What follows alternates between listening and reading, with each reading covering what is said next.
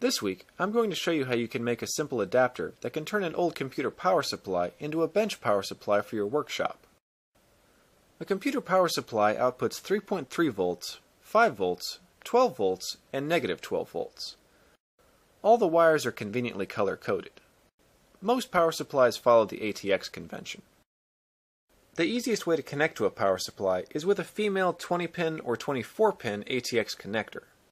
You can purchase these online or salvage one from an old motherboard.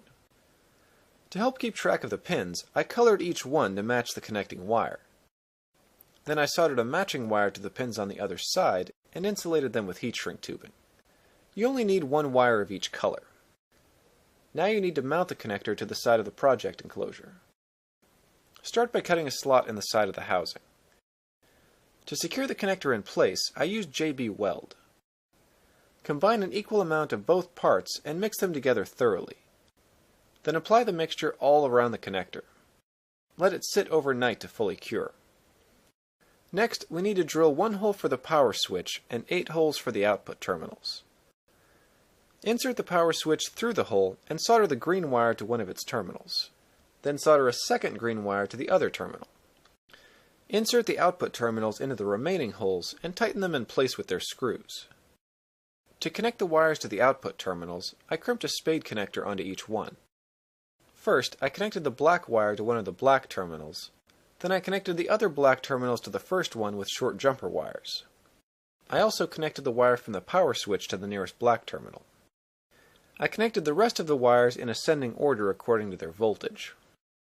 When you press the switch, the green wire is connected to ground. This should turn on the power supply. Use a multimeter to verify that each output terminal has the correct voltage. Some power supplies have a minimum output requirement. Without an adequate load, they'll automatically shut off.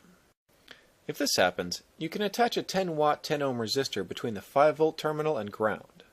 You may also need to add vent holes to help keep the resistor cool.